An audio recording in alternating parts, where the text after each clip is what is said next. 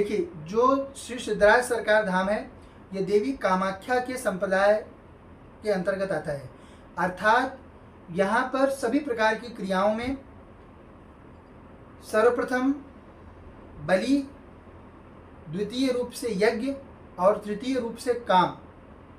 काम अर्थात संभोग क्रिया, यह जो होती है यह देवी की कृपा प्राप्ति का मूल होती है। क्योंकि जो देवी की सेविकाएं होती हैं उनकी सेवा आप जो दंपति हैं वह संभोग क्रिया के माध्यम से आप अवश्य कर सकते हैं।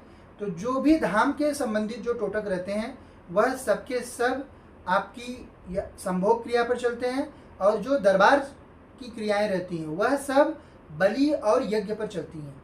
यानी कि अगर आप दरबार की कृपा प्राप्त करना चाहते हैं तो अपनी मन स्थिति को सही करना है। सबसे पहली बात, कोई भी स्त्री आपके द्वारा प्रताड़ित नहीं होनी चाहिए, खास करके आपकी गृहिणी।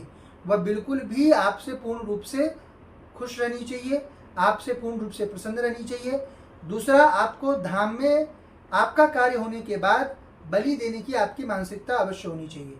यदि आप देवी को बलि नहीं दोगे तो फिर आपका कार्य धाम से संपन्न हो पाना बहुत ही मुश्किल है। क्योंकि मन स्थिति का सुधार करने के लिए आप लोगों को बार बार बलि का औचित्य गद्दी से बताया जाता है कि बलि अति आवश्यक प्रक्रिया है। और उसी प्रकार से जिस ऊर्जा से इस ब्रह्मांड का निर्माण हुआ है, देवी महामाया त्रिपुर सुंदरी अपने गर्भ में ही इस पूरे ब्रह्मांड को समाहित किए हुए है।